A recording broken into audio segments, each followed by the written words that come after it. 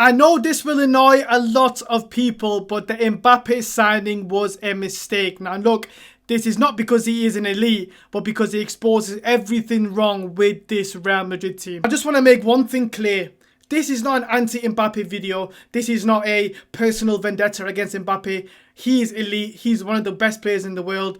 But this comes down to squad planning and a lack of profile, scouting being done before signing Mbappe. Because look, this is exactly what's wrong with Real Madrid with this signing. And there's only one man that I blame for all of this. That is Florentino Perez. Now look, for a long time, we all know that Mbappe was Florentino's, obsession with buying this guy. Now, of course, Mbappe did reject Real Madrid in 2022 when there was reports of him leaving for free. He signed another 4 years at PSG. But of course, after that, Florentino Perez wanted him and he never stopped to go and basically sign this guy. And this is why we're in this mess that we're in now, because Florentino Perez just couldn't accept defeat and made it his whole mission to sign Mbappe. And let's be honest, Florentino Perez has had history of buying all the Galacticos, buying the big names like the Zidans, the Figos, which were record, breaking bids at that time. Then he signed, obviously, David Beckham, who was a big marketing, name as well. Cristiano Ronaldo, Kaká, Benzema. There's so many players that we can talk about where this guy buys them based on their names, not based on how they would fit in the squad. Now, of course, the one person in the whole club that gets affected is the manager, because he's constantly signing big names, not thinking about the squad planning and how that will fit into the squad and, give the manager the best chance on the pitch. But what he carries on doing is he keeps looking to the big name. Now, of course, Mbappe, is there a bigger Galactico than him after, Cristiano Ronaldo at that time signing for 80 million for Manchester United? There isn't a bigger guy than this. And, that is just what the issue is. Florentino Perez loves to go for these Galacticos, and that is why Real Madrid had to sign Mbappe. Let's just go back to the year that Mbappe was signed. Of course, at the end of the 2024 season, where Real Madrid won the Champions League and the La Liga double. And of course, the big news of that season was that Toni Kroos decided to retire. Real Madrid won the Champions League with Vini Jr., Jude Bellingham and Rodrigo as their attackers. Now, of course, Vini Jr. had a Ballon d'Or season, so did Jude Bellingham. So Real Madrid desperately didn't need another attacker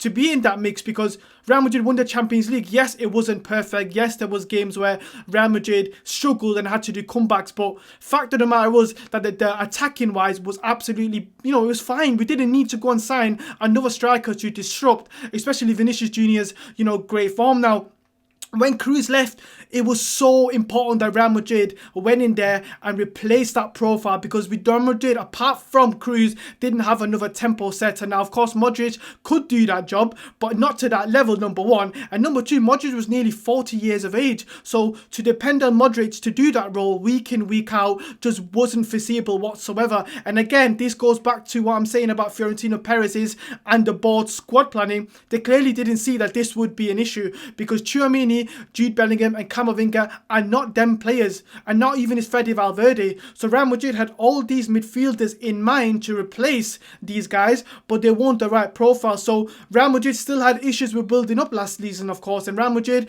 kept getting pressured in their league games by teams like Arsenal, teams like PSG, and any team that we played that were good at pressing, Barcelona as well. Real Madrid just couldn't fix that problem because they didn't have the right profiles. Let's just talk about Mbappe's stats. Now, of course, his stats are really good. 72 goals in 82 matches across all competitions since he has joined Real Madrid. And of course, he also equaled Cristiano Ronaldo's, calendar year record of 59 goals. So I'm not sat here saying he's not a great goal scorer. Of course he is. Kylian Mbappé is an alien. For PSG, he was averaging 45 goals per season. Now, of course, he did get 50-50 plus last season for Real Madrid too. So I'm not here talking about him not being a great goal scorer. But my point is, if Real Madrid with Mbappé in the big games just didn't work. Now, if you break down, Mbappe's performances in them big games, there's not one game where Mbappe, you could say that he pulled Real Madrid out like CR7 would do. Because against a lot of the big teams, against Barcelona, yes, he did get a hat-trick at the Camp Nou in the, in the league game. But Real Madrid lost that game anyway, 4-3. In the cup, he came on, scored it for 1-1 for the in the Copa del Rey final. Real Madrid still lost that game against all the big teams last season, apart from Man City, who had their worst historic season.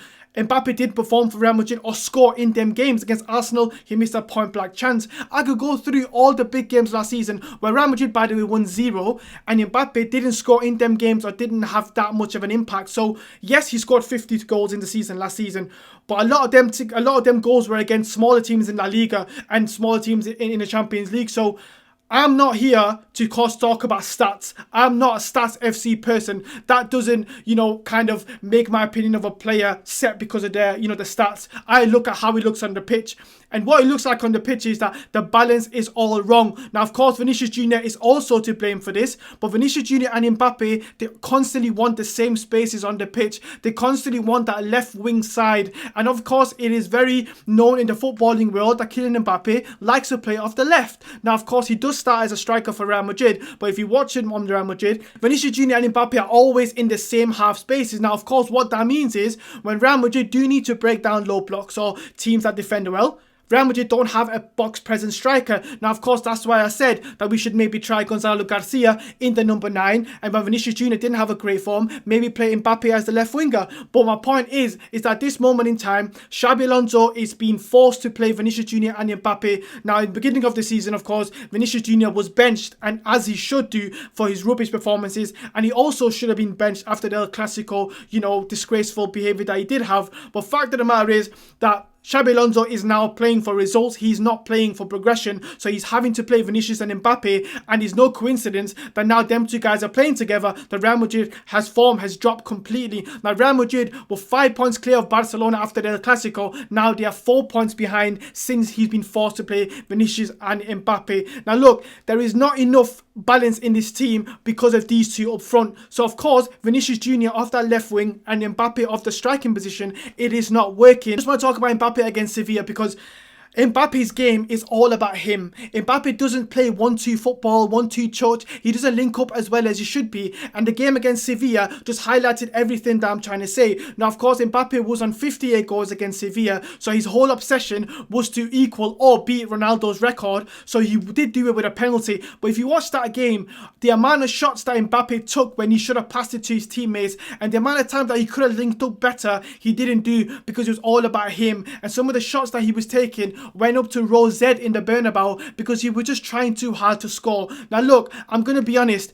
I'm not Mbappe FC as some people clearly are. I'm not Vinícius Jr. FC as some people are. I'm not Jude FC or Arda FC. I'm Real Madrid FC and I want my team to play better. So Mbappe, I couldn't give a crap about your awards or your records that you need to break. Who cares? Real Madrid need to win. And Xabi Alonso has just joined the club and he's now being forced to play guys like this because of pressure from the top. This is just not going to work. Look, the whole attack makes shocking decisions game upon game. Now, Vini Jr. and Mbappe are both playing their own game, but Mbappe is a lot more selfish when it comes to these decision making. Now, look, like I keep saying before, Mbappe and Vinícius Jr. don't help this team's balance because they also don't press as well. Now, we did see Mbappe press really well in the beginning of the season when Franco was in the team, but apparently that's all gone to crap now because Franco never plays. Jude Bellingham's in the team who tries hard, but again, it doesn't work because Vinícius Jr. and Mbappe, they don't know how to press properly. Now, I know this is a slow progress and they need to learn, but do they really want to kind of press? Because when I watch him,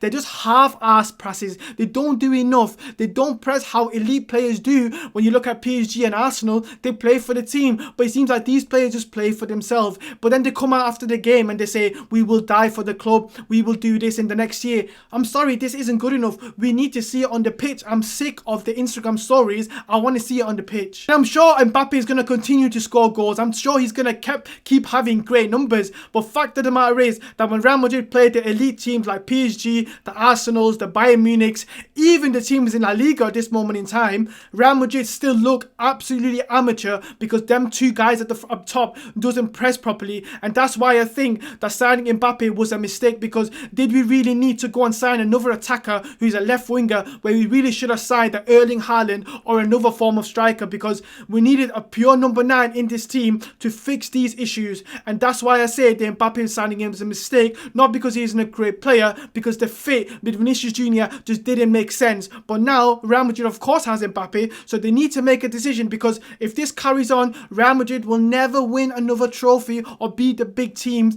based on collective, identity and tactical. This is not going to work. I said this especially after the Atletico Bilbao game and the Olympiacos game, where we've seen the best of Vinícius Jr. and Mbappe. We did see the best, but again, if you look at them games, context is the most important thing, because in them both games, Olympiacos and Bilbao both had high lines, and of course, Vinícius Jr. and Mbappe against high lines is a cheat code. Look at Mbappe against Barcelona. He scored a fantastic goal because he had the space to run, but when the team sits back in a low block, which what a lot of elite teams will do, especially away from home, sometimes they will try to defend. Mbappe as a number 9 just doesn't work. We've seen that against Liverpool this season. He was nowhere to be seen. He didn't have any kind of effective number 9 play whatsoever. Against Sevilla, sometimes when he receives the ball, his chutters isn't great. He's not that type of player, which is fair enough, but why did Real Madrid sign him then? So look, Mbappe is elite, arguably one of the best players of our generation, but he didn't fit Real Madrid, and that's why this signing is a huge mistake, and I do believe Florentino Perez is to blame for this. Look, let me know your thoughts in the comments. Am I being too harsh, or am I on the right lines? Of course, I always read you guys' comments. I appreciate everyone's support, and of course, until next time, like, subscribe, and Hala Madrid.